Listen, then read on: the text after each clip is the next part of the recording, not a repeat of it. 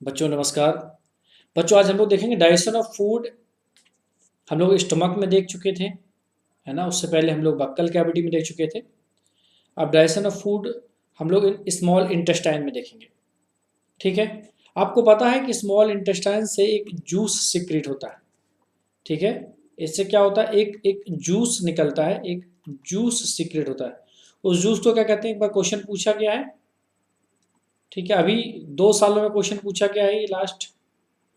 ठीक है, 2021 में पूछा गया। इसको क्या बोलते हैं बेटा?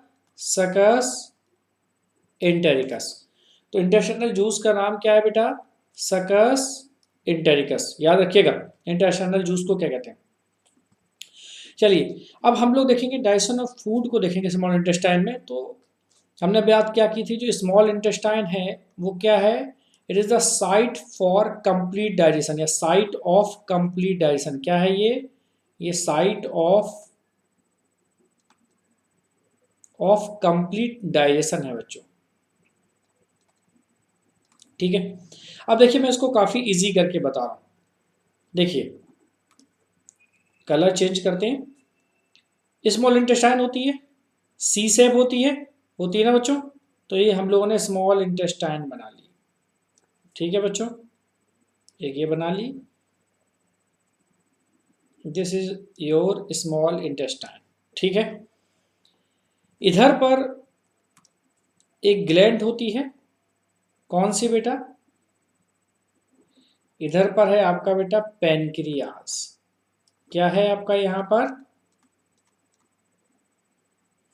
यहाँ पर है बच्चों आपका पैनक्रियास। ठीक है। दूसरी साइड क्या है बेटा आपका? यहाँ पर है आपका लीवर। ठीक है। ये आपका क्या है बेटा? ये है आपका लीवर। और यहीं पर आपका साथ में क्या लगा हुआ है? यहीं पर है बेटा आपका गाल ब्लैडर। ठीक है बेटा, this is the gall bladder. अब देखो, जो डाइजेशन होता है स्मॉल इंटेस्टाइन के किस पार्ट में डाइजेशन होता है? ठीक है। अब जैसे ही कायम आया कहाँ पर? डिओडिनम में। काम कायम कहाँ पर आया बच्चों? डिओडिनम में। ठीक है। तो ये जो एरिया है ये डिओडिनम कहलाता है। स्मॉल इंटेस्टाइन का वो सेक्शन जहाँ पर डाइजेशन हो रहा है वो क्या कहलाता है बेटा? वो एरिया कहलाता है डिओडिनम। ठीक है। अब यहाँ पर क्या आया? ये जो फूड है इसको क्या बोलते हैं, जो यहाँ पर आ रहा है उसको बोलते हैं बच्चों कायम। क्या बोलते हैं? इसको बोलते हैं कायम। अब देखो, अब मैं चीज़ों को थोड़ा सा इजी करने की कोशिश कर रहा हूँ आपके लिए, थोड़ा सा ध्यान देना। डिओडिनम में फूड आया, क्या है? स्मॉल इंटेस्टाइन में। ठीक है। अब देखो, मैक्सिमम डाइजेशन कहाँ पर होता है? Maximum digestion occurs here. Maximum digestion occurs here. Here का मतलब हो गया डिओडिनम में। ठीक है। अब यहां पर कायम ने इंटर किया, क्या हो गया? कायम इंटर। ये तो बेटा जब कायम इंटर कर रहा है उस समय कायम की पीएच कितनी है? बहुत ज़्यादा होगी क्योंकि स्टमक से आ रहा था। तो 1 से 3 के बीच की उसकी पीएच होगी। अब इतने पीएच के फूड को तो डिओडेनम क्या कर सकता है? इसमें कुछ भी नहीं कर सकता। तो सबसे पहले क्या करना पड़ेगा? ये जो एसिडिक कायम है इसको न्यूट्रलाइज करना होगा। तो जो पहला स्टेप डिओडेनम में होगा वो क्या होगा? न्यूट्रलाइजेशन ऑफ एसिडिक कायम। क्या होगा? न्यूट्रलाइजेशन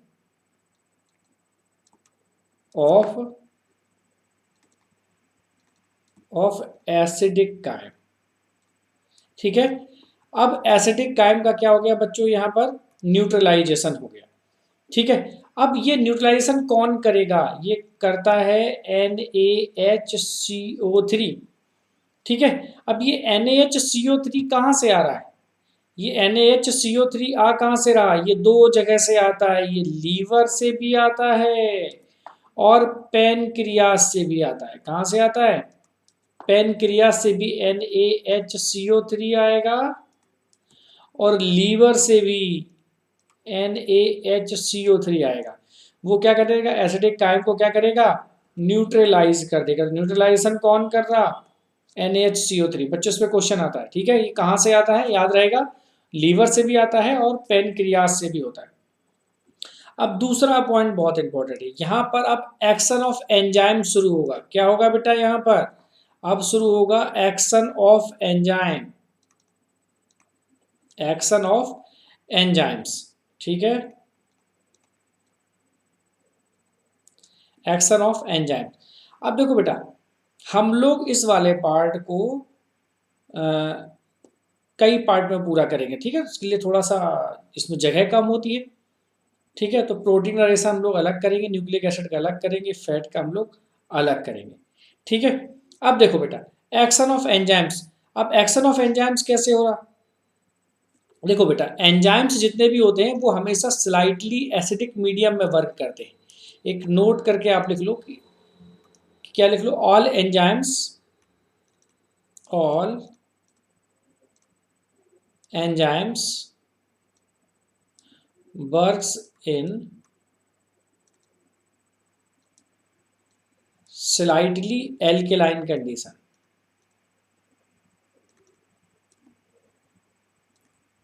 ठीक है। स्लाइटली एल्केलाइन कंडीशन हो जाएगी, इसलिए क्या कर रहा है, एसिडिक काइम को न्यूट्रलाइज कर रहा था NaCO3, ठीक है। अब देखो बेटा, डाइजेशन ऑफ एंजाइम्स करना है, तो यहां पर क्या होगा, ये जो एंजाइम्स हैं वो कहां कहां से मिल रहा है बेटा, एक तो इंटेस्टाइन में प्रेजेंस है, एक तो उसमें इंटेस्टाइन के एंजाइम्स होंगे, दूसरे जो एंजाइम्स होंगे वो कहां से आ रहे हैं, वो पेनक्रियास से आ रहे हैं बेटा, वो पेनक्रियास से आ रहा है। मैं आपको बताऊंगा कौन कौन से आ रहे हैं। अब देखो, अब जो नंबर 3 चीज होगी, कौन सी प्रोसेस स्टार्ट हो रही है, डाइजेशन ऑफ कार्बोहाइड्रेट। क्या हो रहा है यहां पर, डाइजेशन ऑफ कार्बोहाइड्रेट होगा बच्चों, क्या होगा, डाइजेशन ऑफ कार्बोहाइड्रेट, ठीक है। मैं कलर चेंज करता हूं, समझिएगा, ठीक है। अपन ने क्या बात की थी, बक्कल कैविटी में 30% स्टार्च का डाइजेशन हो गया था, तो बचा हुआ स्टार्च का डाइजेशन कहां पर होगा, वो डिओडेनम में होगा। तो जो रेस्ट बची हुई स्टार्च थी, कितनी कितनी स्टार्च हुई थी, स्टार्च जो 70% रेस्ट बची हुई थी, बाकी 30% का तो बक्कल कैविटी में हो गया था, ठीक है।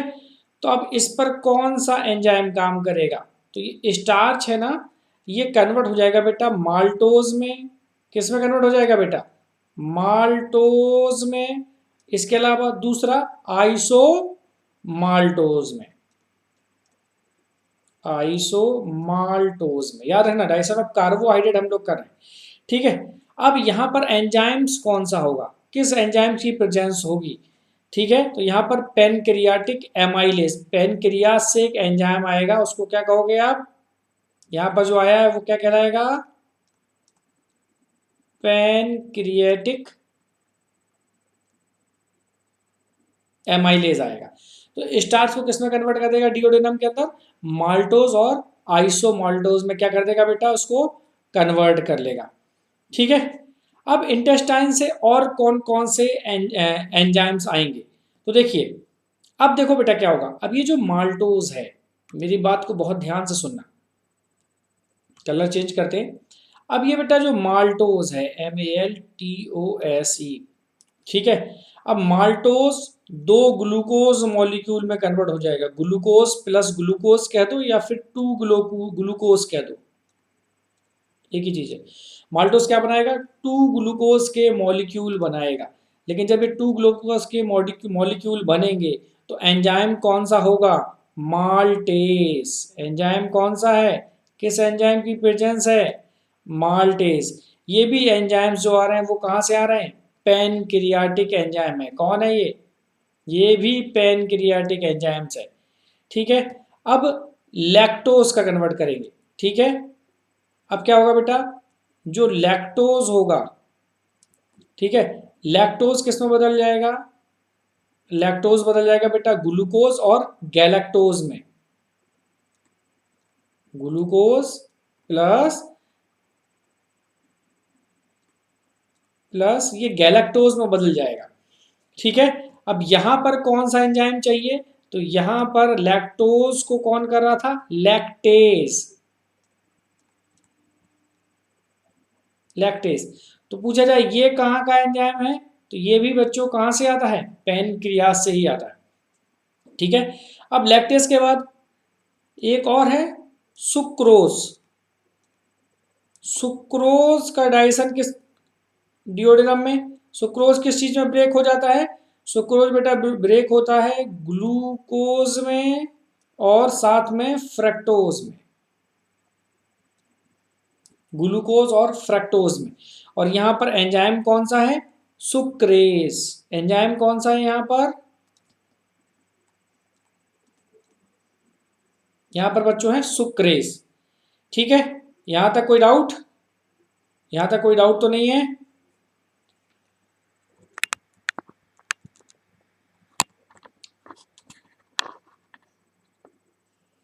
ठीक है।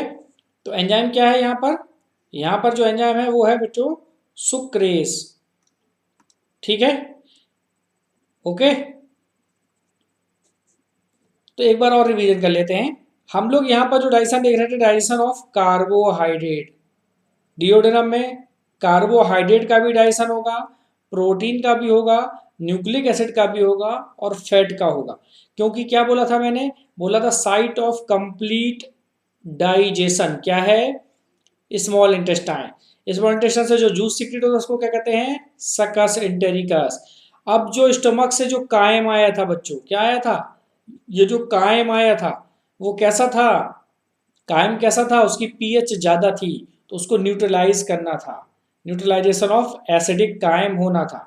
ठीक है, हो गया। अब उसका बेटा एसिडिक कायम का न्यूट्रलाइजेशन हो गया। अब क्या करेंगे?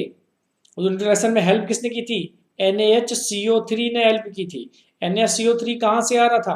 पेनक्रियाज से भी आ रहा था और लीवर से भी आ रहा था। कहाँ कहाँ से आ रहा था? पेनक्रियाज से भी आ रहा था बच्चों, और ये लीवर से भी आ रहा था।